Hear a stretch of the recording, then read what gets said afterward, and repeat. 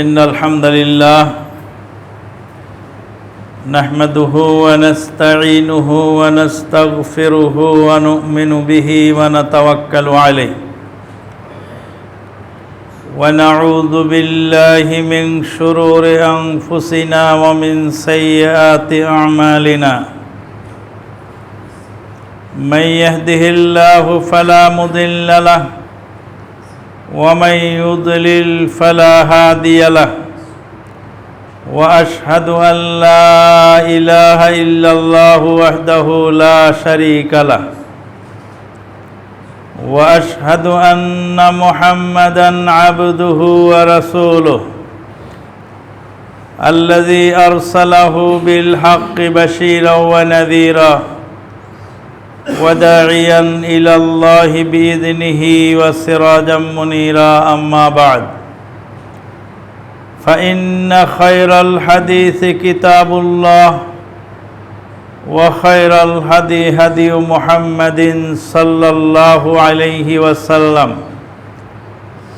وشر الأمور محدثاتها وكل محدثة بدعة وكل بدعة ضلالة وكل ضلالة في النار أما بعد فقد قال الله تبارك وتعالى في الكلام المجيد والفرقان الحميد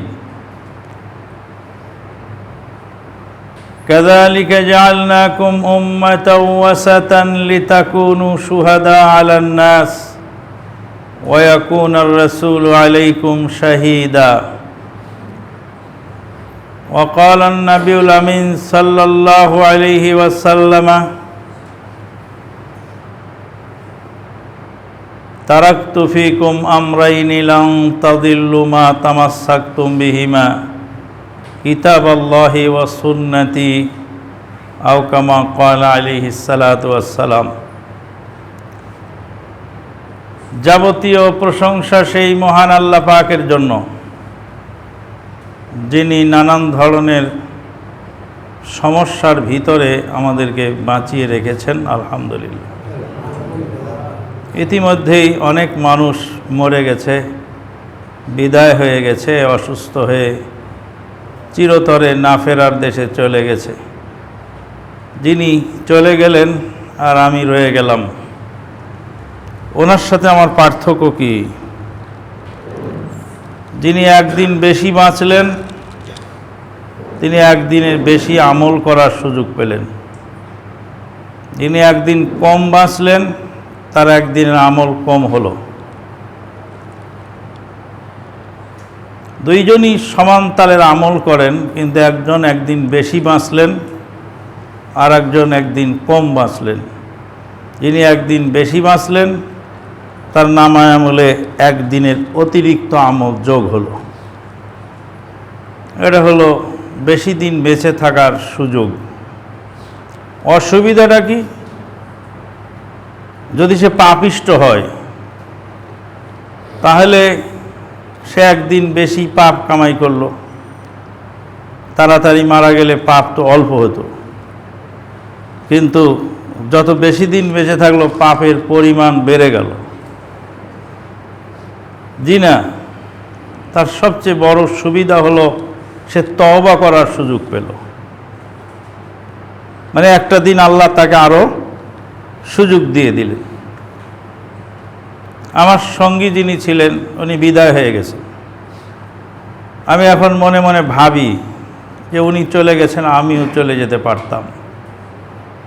তো যিনি চলে গেছেন, উনি আমার জন্য শিক্ষণীয় রেখে গেছেন। এখন যদি তওবা ইস্তেগফার করে আমি নিজেকে গড়ে তুলতে পারি, তাহলে ভালো, আর না পারলে এই বেঁচে থাকার কোনো মূল্য নেই। আলহামদুলিল্লাহ, আমরা বেঁচে আছি।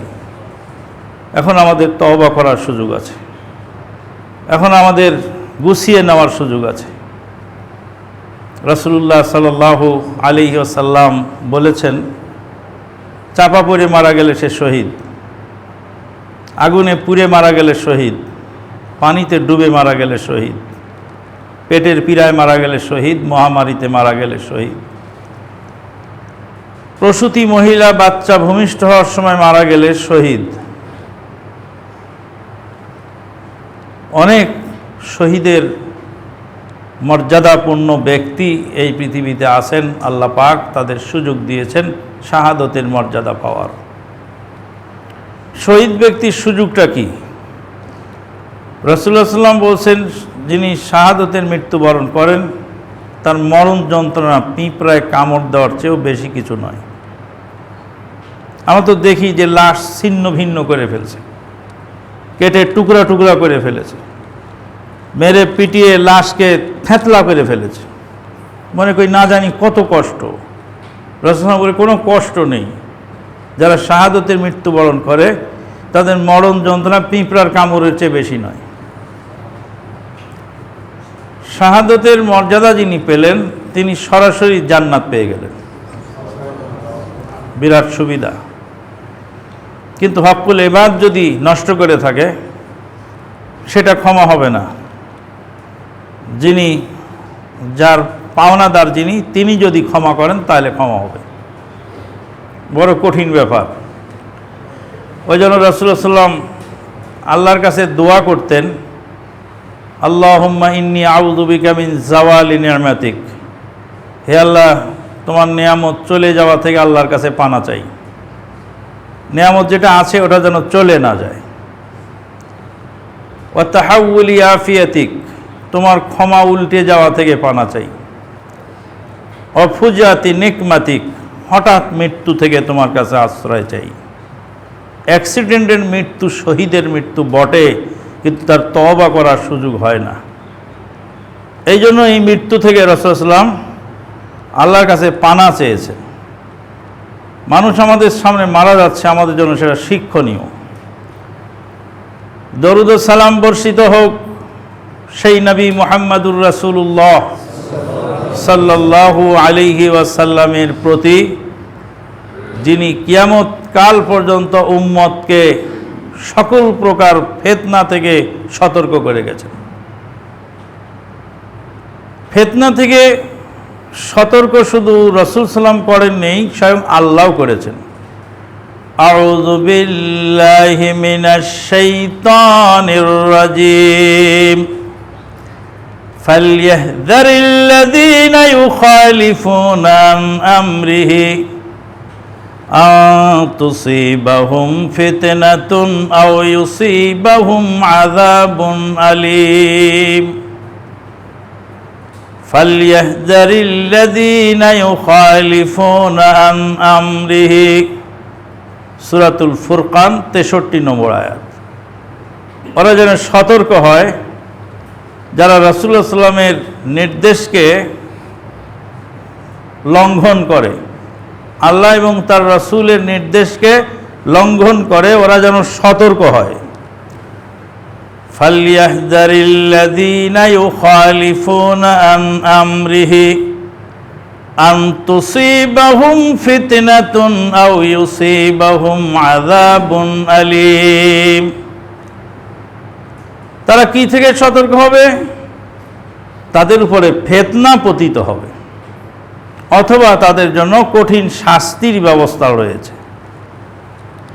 রাসূলুল্লাহ সাল্লাল্লাহু আলাইহি ওয়াসাল্লামের হাদিস অমান্য করলে ফিতনা হয়, কোরআন হাদিস লঙ্ঘন করলে ফিতনা হয়। আর আমাদের দেশে কোরআন হাদিস মানলে তাকে ফিতনা বলে। রমাদান মাস, সাহারির সময় ঢাক ঢোল পিটবেন আর বলবেন, ওঠো ওঠো ওঠো, সাহারির টাইম হয়ে গেছে। এই ছেলেদেরকে আপনারা পয়সা দেন, দেন না? এরা সাহারির সময় মানুষকে ডাকে, আর যদি সাহারির আজান দেয় ওকে পিটার জন্য মানুষ আসে, আর বলে এটা একটা ফিতনা। মানে হাদিসে আছে আজান দেওয়ার কথা, আর ডাকাডাকি নিষেধ। তা নিষেধটা করলে পয়সা পায়, আর যেটা হাদিসে আছে ওটা করলে ফিতনা হয়। এই জোরে আমিন কে বললো রে? সব ফিতনা মেতনা এখানে চলবে না, যাও। হাদিস মানলে ফিতনা, না মানলে ফিতনা নাই। এটা হলো আমাদের দেশে উল্টা হয়ে গেছে। আল্লাহ পাক বলছেন কোরআন এবং সুন্নাহ না মানলে তারা ফিতনার মধ্যে পড়বে। মেনে নিলেই কিচ্ছা শেষ, না মানলেই ফিতনা শুরু। ফালইয়াহযারিল্লাযীনা ইউখালিফুনা আন আমরিহি আন তুসিবাহুম ফিতনাতুন আও ইউসিবাহুম আযাবুন আলীম। ফিতনা শব্দের অর্থ অনেক, তার মধ্যে একটা অর্থ হলো পরীক্ষা। আহাসিবান নাসু আন ইউতরাকু আন ইয়াকুলু আমান্না বিল্লাহ ওয়া হুম লা ইফতানুন।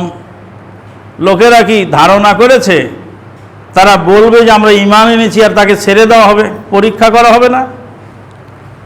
পরীক্ষা না করেই কি সার্টিফিকেট দেওয়া হয়? না। সে বলবো আমি ঈমানদার, তাকে ঈমানের সার্টিফিকেট কি দেওয়া হবে? না, ঈমানের পরীক্ষা নেওয়া হবে। ফিতনা শব্দের আরেকটি অর্থ হলো কোরআন এবং সুন্নাহ থেকে মানুষকে ডাইভার্ট করে দেওয়া। ফিতনা শব্দের অর্থ আরেকটা হলো মানুষের ভিতরে সন্দেহ সৃষ্টি করা, ধূম্রজাল সৃষ্টি করা। ছোট্ট এক ছোকরা, বয়স খুব কম, আমার ছেলের সমতুল্য প্রায়, এই এক ছোকরা গোটা বাংলাদেশকে কাঁপায় ছাড়ল। সরকার প্রশাসন, বিভিন্ন বাহিনীর লোকেরা, সাংবাদিকদের মধ্যে আবার সাংঘাতিকও আছে। আর হলো সাংবাদিক আর একটা হলো সাংঘাতিক। সাংঘাতিক বহুত কিছু। একটা ছোকরা বললাম এই কারণে, রাসূলুল্লাহ সাল্লাল্লাহু আলাইহি ওয়াসাল্লাম ছোকরাই বলেছেন। কিয়ামতের আগে ফিতনা বহন করবে অল্প বয়সের তরুণ উদীয়মান, বুদ্ধি আক্কল কাণ্ডজ্ঞান তাদের কিছু থাকবে না। সুফাহাউল আহলাম, হুদাসাউল আসনান, বয়স হবে কম আর বুদ্ধি হবে কাণ্ডজ্ঞানহীন লেস। এসব কাণ্ডজ্ঞানহীন লোকের পিছনে মানুষ দৌড়িয়ে বেড়াচ্ছে হ্যামিলিনের বাঁশিওয়ালার মতো। গোটা জাতি একটা ফিতনার মধ্যে পড়ে গেছে, কোনটা সঠিক কোনটা বেঠিক। একজন এক এক বিবরণ দিচ্ছে।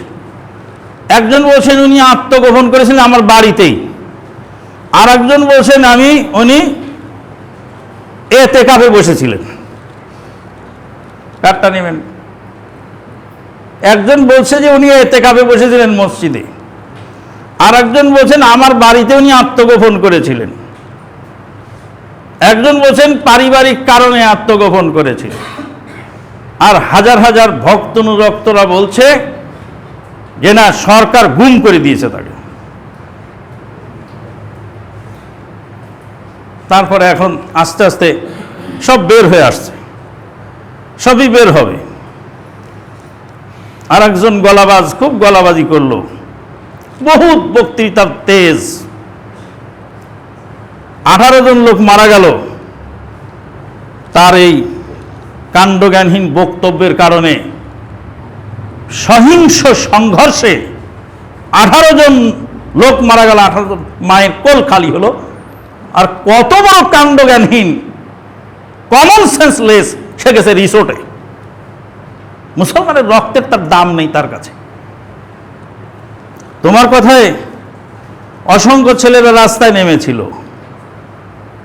অসংখ্য মানুষ আহত হলো, 18টা পরিবারের 18 জন সদস্য নিহত হলো, মায়ের কোল খালি হলো, তুমি রিসোর্টে যাওয়া? যার কাণ্ডজ্ঞান নেই সে আবার ইসলাম বোঝে কি করে? যে দুনিয়াও বোঝে না, সে ইসলামও বোঝে না। ইসলাম বুঝার মতো ক্ষমতা যার নেই, সে ইসলামের খেদমত আবার করে কি করে মানুষ? এদের বিবরণ যদি বলতে যাই, এদের ফেহরিস্তি, পূর্বপুরুষের ফেহরিস্তি থেকে শুরু করে পর্যন্ত জাতি তাদের কাছে ভালো কিছু পায়নি। কারণ কমন সেন্স লেস মানুষকে দিয়ে কোনো কাজ হয় না। আর আজকে তারা হলো জাতির কর্ণধার। কোথা থেকে হঠাৎ করে একটা কলেজের মধ্যে পড়লো, পড়েই সে এখন হয়ে গেল ইসলামের 1 নাম্বার খাদেম। আর 36 বছর লেখাপড়া করে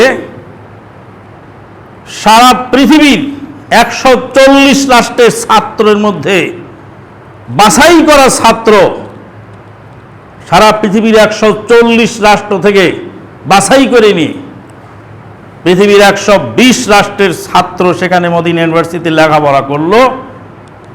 কঠিন জদ্দজিহাদ করে পৃথিবীর 140 রাষ্ট্রের ছাত্রদের মধ্যে মোকাবেলা করে মদিনা ইউনিভার্সিটিতে ডক্টরেট নিয়ে আসলেন তিনি হলেন কচুর পাতার পানি।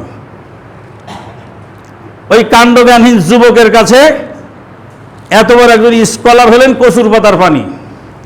আর ওই ছোকরা, সেই ছোকরা হলো ইসলামের ঠিকাদার, এর নাম হলো ফিতনা। ফিতনা বুঝতে পারছেন তো? মানে আপনি বুঝতে পারছেন না, কি করবেন? কোনটা সঠিক কোনটা বেঠিক আপনি বুঝতে পারছেন না। ধূম্রজাল, এই ধূম্রজালকে বলা হয় ফিতনা। রাসূলুল্লাহ সাল্লাল্লাহু আলাইহি ওয়াসাল্লাম ফিতনার নিরসন কল্পে যে সমস্ত বিবরণ দিয়ে গেছেন সেগুলি থেকে আমরা অনেক দূরে আছি। ইসলাম এমন একটি কমপ্লিট কোড অফ লাইফ, যে ইসলামের A to Z সব একদম আল্লাহর আসমান থেকে নাজিলকৃত ওহীর বিধান। দুনিয়ার কোনো মহারথী, দুনিয়ার কোনো ব্যক্তির গবেষণার ফসল নয়। ইসলাম উপর থেকে নাজিল হওয়া ওহীর বিধান। প্রস্রাবটা কিভাবে করবেন, কিভাবে বসবেন, কিভাবে পানি ব্যবহার করবেন, কিভাবে বাথরুম করবেন, কিভাবে স্বামী স্ত্রী মিলামেশা করবেন, কিভাবে খানা খাবেন, সব কিছুর বিবরণ ইসলাম দিয়ে গেছে, top to bottom. Top to bottom, একদম আপার চেম্বার থেকে লোয়ার চেম্বার পর্যন্ত পৃথিবীর সর্বযুগের সর্বকালের সকল সমস্যার সমাধান যার ভিতরে আছে সেটাই হল ইসলাম। কিন্তু সমাধান আমরা খুঁজে পাই না, সমাধান আমরা খোঁজার চেষ্টা করি না, যার ফলে হলো আমাদের সমস্যা। ইসলাম একটি পথ, এই পথটা হলো সোজা পথ, আর দুই পাশে রয়েছে দুই নর্দমা। আউযু বিল্লাহি মিনাশ শাইতানির রাজিম। কাযালিকা জাআলনাকুম উম্মাতাও ওয়াসাতা লিতাকুনু শুহাদা আলান নাস ওয়া ইয়াকুনার রাসূলু আলাইকুম শাহীদা। কাযালিকা জাআলনাকুম উম্মাতাও ওয়াসাতা। আল্লাহ পাক বলছেন, তোমাদেরকে আমি মধ্যমপন্থী উম্মত বানিয়েছি। রাস্তা যাচ্ছে, ঢাকা রোড, মাঝখান দিয়ে রাস্তা, আর বাম পাশে এক বিল, আর ডান পাশে আর এক খাল। রাস্তার দুই ধারে দুই খাল আর বিল, আর মাঝখান দিয়ে রাস্তা।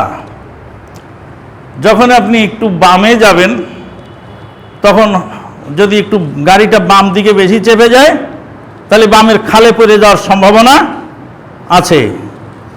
আর যদি গাড়ি ডান দিকে বেশি চেপে যায়, তাহলে ডানের নর্দমায় পড়ে যাওয়ার সম্ভাবনা আছে। গাড়ি কোথায় থাকবে? সোজা মাঝখানে রাস্তার উপর। কাযালিকা জাআলনাকুম উম্মাতাও ওয়াসাতা লিতাকুনু শুহাদা আলান নাস, যাতে তোমরা মানুষের সাক্ষী হতে পারো। সাক্ষী তারা দিতে পারে যারা নিরপেক্ষ। পক্ষপাত দুষ্ট লোক কোনোদিন সাক্ষী হতে পারে না। আপনাদের ইমাম সাহেব মাওলানা আব্দুল লতিফ সাহেবের সাথে আমার দ্বন্দ্ব হয়, আর কোর্টে যদি আমরা উঠি, তা আমার ছেলেও সাক্ষী হতে পারবে না, ওনার ছেলেও সাক্ষী হতে পারবে না। কারণ ছেলের সাক্ষী বাপের পক্ষে, সে তো বাপের পক্ষেই বলবে। কোনো পক্ষের লোক সাক্ষী হতে পারে না। সাক্ষী হবে সেই লোক যে কোনো পক্ষে না,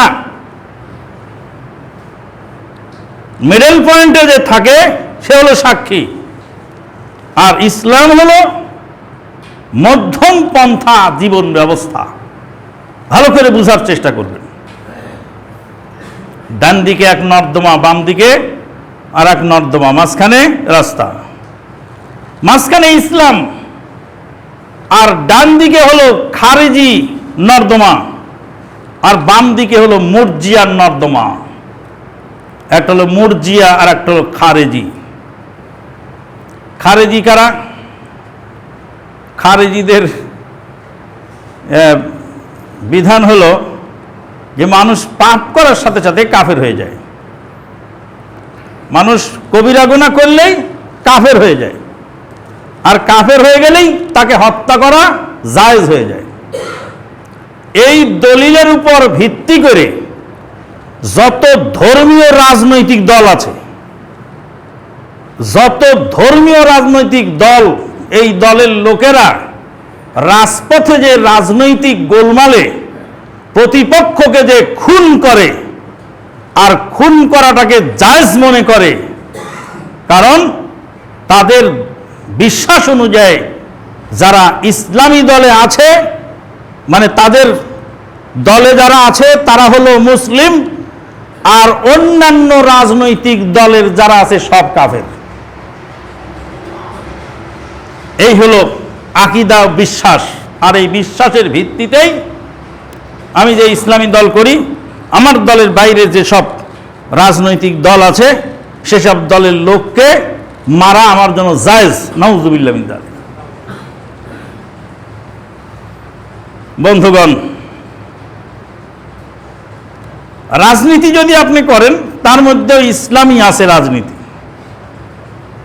কিন্তু রাজনৈতিক কারণে কোন মুসলিমকে কাফের বলার সুযোগ আপনার নেই। একজন লোক সে সালাত আদায় করে, সিয়াম পালন করে, হজ করে, যাকাত দেয়, আল্লাহকে ডাকে, কোরআন হাদিস মানে, কিন্তু রাজনৈতিক জীবনে সে ইসলামী রাজনীতি থেকে বিচ্যুত হয়ে অন ইসলামিক রাজনীতির সাথে সে জড়িত। এই কারণে কি সে কাফের? যদি কাফের হয়ে থাকে তাহলে তো হইছেই। আর যদি কাফের না হয়ে থাকে, আর আমি যদি তাকে কাফের বলি বা মনে করি, তাহলে আমি নিজেই কাফের হয়ে যাব। রাসূলুল্লাহ সাল্লাল্লাহু আলাইহি ওয়াসাল্লাম বলছেন, কোন মুসলিমকে যদি অপর মুসলিম কাফের বলে, আর সে যদি কাফের না হয়, যে বলবে সে কাফের হয়ে যাবে। কি বুঝলেন আপনি?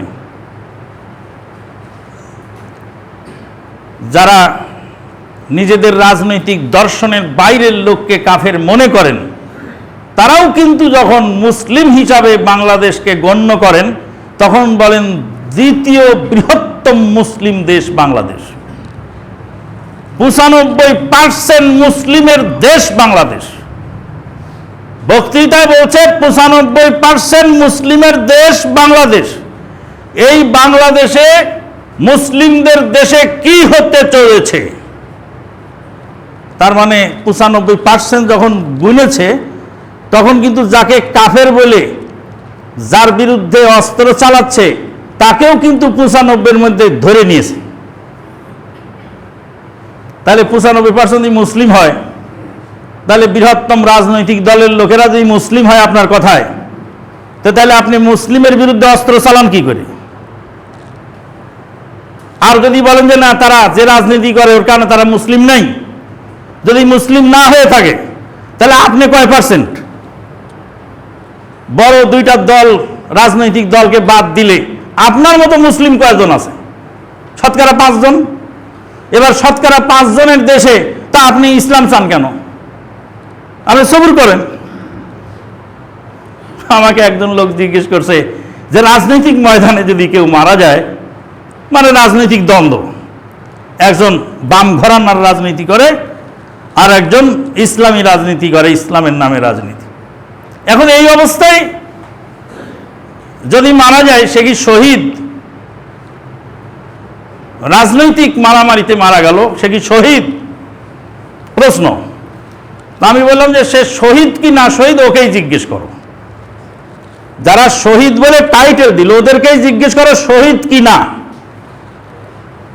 রাজনীতির মাঠে যারা মারা গেছে তাদেরকে কি রক্ত সহ, শরীরের কাপড় সহ রক্ত সহ দাফন করে নাকি গোসল করায় দাফন করে? যদি গোসল করায় দাফন করে তাহলে ওর শহীদকেও নিজেই শহীদ বলে মানে না। কারণ ধর্মযুদ্ধে, ইসলামী জিহাদে, ধর্মযুদ্ধে কোনো মুসলিম যদি কাফেরের হাতে নিহত হয় তাহলে সেই মুসলিমের শরীরের কাপড় ওইভাবেই থাকবে, তার শরীরের রক্ত মাখা জামা অবস্থায় থাকবে, তার শরীরে গোসল তো দূরের কথা, তার রক্ত ধোয়া হবে না, না ধোয়া অবস্থায় ওই রক্তাক্ত অবস্থায় তাকে দাফন করতে হবে। তা আপনার দলের লোক যখন মারা গেল তখন আপনি বললেন শহীদ, কিন্তু দাফন করার সময় গোসল করায় দাফন করলেন, তার মানে আপনার শহীদকে আপনি নিজেই শহীদ বলে মানেন না। খুব ভাববার বিষয় এবং বুঝবার বিষয়। বলছিলাম যে মানুষ যদি পাপ করে তাহলে কি সে কাফের হয়ে যায়? কখন কাফের হয়? কাফের হতে গেলে কি কি শর্ত লাগে, আর ইসলামে থাকতে গেলে কি কি শর্ত লাগে? একটা হাদিস বলি, রাসূলুল্লাহ সাল্লাল্লাহু আলাইহি ওয়াসাল্লাম বলেছেন, বুখারীর হাদিস, কথাগুলি খুব বুঝার চেষ্টা করবে। রাসূলুল্লাহ সাল্লাল্লাহু আলাইহি ওয়াসাল্লামের জামানায় রাসূলুল্লাহ সাল্লাল্লাহু আলাইহি ওয়াসাল্লাম বলছেন, পূর্বের জামানায় একজন লোক খুব পাপিষ্ট ছিল। সেই লোকটা তার ছেলেকে ডেকে বলল, আপনারা হাদিস জানেন, আবার একটু স্মরণ করিয়ে দিচ্ছি। লোকটা ছেলেকে ডেকে বলল, ছেলেদেরকে, বাবারা আমি তো এমন পাপ করেছি, আমার জীবনে এখনো নেক কাজ বলে কিছু নেই, এখন আমি মরে যাচ্ছি, তো আমাকে তোমরা এক কাজ করো, আমার লাশটা পুড়ায় দিও, পুড়ায় ছাই বানায় অর্ধেক ছাই পানিতে ফেলে দিও আর অর্ধেক ছাই বাতাসে উড়াই দিও। লাভ হবে কি? বলে আল্লাহ আমাকে খুঁজেও পাবে না, শাস্তিও দিতে পারবে না। কি সুন্দর মাথায় বুদ্ধি! এই বুদ্ধি নিয়ে লোকটা মারা গেল, আর ছেলেরা তাই করলো। আল্লাহ রাব্বুল আলামিন ইন্নামা ইযা আরাদা শাইয়ান আন ইয়াকুলা লাহু কুন ফায়াকুন, আল্লাহ বলেন হও, সাথে সাথে হয়ে যায়। আল্লাহ বাতাসকে বললেন ছাই জমা করো, তারপরে বললেন কুন, হয়ে যাও, লোকটা হয়ে গেল। লোকটাকে আল্লাহ জিজ্ঞেস করলেন, কি ব্যাপার, ঘটনা কি? আমি নাকি তোমাকে ধরতে পারবো না? বলছে, আল্লাহ আমি যা কিছু করেছি আমি তোমার আযাবের থেকে বাঁচার জন্যই করেছি, আমার কোনো আমল ছিল না, আমি একজন পাপিষ্ট মানুষ, মরার সময় নাজাতের পথ খুঁজে পাইনি, আমার মাথায় যতটুকু ধরেছে আমি তাই করেছি, তোমার আযাব থেকে বাঁচার জন্য আমি একটা চেষ্টা করেছি, যদি বাঁচা যায়। আমি তো আপনার হাতে ধরা পড়ে গেলাম, আপনি আমাকে ক্ষমা করে দিন। আল্লাহ পাক বললেন, যাও, তোমাকে ক্ষমা করে দিলাম। কেন? মরার সময় তুমি আমাকে ভয় করেছিলে, তাই আমি তোমাকে ক্ষমা করে দিলাম। আচ্ছা, এই লোকটা যে আকীদা নিয়ে মারা গেল, কি আকীদা? যে আমাকে আগুন দিয়ে পুড়িয়ে ছাই বানিয়ে দিলে আল্লাহ ধরতে পারবে না। আল্লাহকে এত বড় অক্ষম মনে করে, আল্লাহর কুদরত কামালকে এতটা তুচ্ছ মনে করে এই লোকটা যে মারা গেল, তাকেও আল্লাহ ক্ষমা করে দিলেন। তা আমার কোনো সমস্যা আছে? আপনার কোনো সমস্যা আছে? আল্লাহ যদি মহাপাপীকে ক্ষমা করে দেন, তা আপনার কোনো সমস্যা আছে? না, সমস্যা নেই। আল্লাহ যাকে ইচ্ছা তাকে ক্ষমা করতে পারেন, যাকে ইচ্ছা তাকে আযাব দিতে পারেন। ফায়ুআযযিবু লিমান ইয়াশাউ ফায়াগফিরু লিমান ইয়াশাউ ওয়া ইউআযযিবু মান ইয়াশা। আল্লাহ যাকে ইচ্ছা তাকে ক্ষমা করতে পারেন, আর যাকে ইচ্ছা তাকে আযাব দিতে পারেন। আল্লাহ বলছেন, আমি শিরিকের গুনাহ ক্ষমা করব না যদি বিনা তওবায় মারা যায়। কে বলেছেন? আল্লাহ। আবার সে আল্লাহ কি বলেছেন? ফাআলুল লিমা ইউরিদ, আমি যা ইচ্ছা তাই করতে পারি। আল্লাহ বলেন, আমি যদি মুশরিককে ক্ষমা করে দেই, পৃথিবীর কারো কিছু বলবার নাই। আল্লাহু আকবার। মানুষ দুনিয়াতে হাইকোর্টে রায় হয় যে এই লোকটার ফাঁসি, কিন্তু প্রেসিডেন্টের কাছে প্রাণ ভিক্ষা চাইলে প্রেসিডেন্ট ইচ্ছা করে যদি তাকে প্রাণ ভিক্ষা দেয়, হাইকোর্টের রায় কি টেকে? হাইকোর্টের রায় উল্টে যায়। কার দয়ায়? দেশের প্রেসিডেন্টের দয়া। হাইকোর্টের রায় উল্টে যায়, সুপ্রিম কোর্টের রায় উল্টে যায়। প্রেসিডেন্ট যদি দয়া করে তাকে প্রাণ ভিক্ষা দেয়, দেশের প্রেসিডেন্টের মূল্য আল্লাহর কুদরতের সামনে কি? কিছুই না। সেই কুদরতের আধার মহান শক্তিধর আল্লাহ, আল্লাহর আইনে সে শিরিক করার কারণে সে জাহান্নামী। আল্লাহ যদি নিজস্ব ক্ষমতার বলে, নিজস্ব ইচ্ছার বলে কাউকে ক্ষমা করে দেয়, কারো কিছু বলবার নেই। তাই ওই লোকটাকে কাফের বলা যাবে? যে লোকটা বলে দিল আমাকে পুরায় দিলে আর আল্লাহ ধরতে পারবে না, কাফের বলা যাবে না? কেন বলা যাবে না? কারণ তার যে বুঝের মধ্যে ভুল ছিল, তার বুঝের মধ্যে ভুল ছিল, তার ইলমের কমতি ছিল। এই জন্য আল্লাহ পাক তাকে বিশেষ বিবেচনায় ক্ষমা করে দিলেন, আমাদের কিছু বলবার নেই। কেউ যদি আল্লাহর কালামকে ছুঁড়ে ফেলে মারে, কাজটা কি ভালো না কুফরি কাজ? আল্লাহর কালাম যদি কেউ ছুঁড়ে ফেলে মারে, এটা কি ভালো কাজ না কুফরি কাজ? কুফরি কাজ। মুসা আলাইহিস সালাতু ওয়াস সালাম তাওরাত নিয়ে আসতেছিলেন মাথায় করে। তাওরাত লেখা ছিল ব্ল্যাকবোর্ডের মতো, ফলকের উপরে তাওরাত লেখা ছিল। আল্লাহ পাক আসমান থেকে তাওরাত নাজিল করেছিলেন। মুসা আলাইহিস সালাম তাওরাত নিয়ে আসছেন। এখন সমাজে এসে দেখছেন যে সামিরির প্ররোচনায় সামিরি মুসা আলাইহিস সালামের উম্মতকে বাছুর পূজায় লাগাই দিয়েছে। মুসা আলাইহিস সালাম কি করলেন? মাথায় ছিল তাওরাতের ফলক। আল্লাহর কোরআন বলছে ওয়াল কাল আলওয়াহ, তাওরাতের ফলক ছুঁড়ে ফেলে মারলেন। ছুঁড়ে ফেলে মেরে তার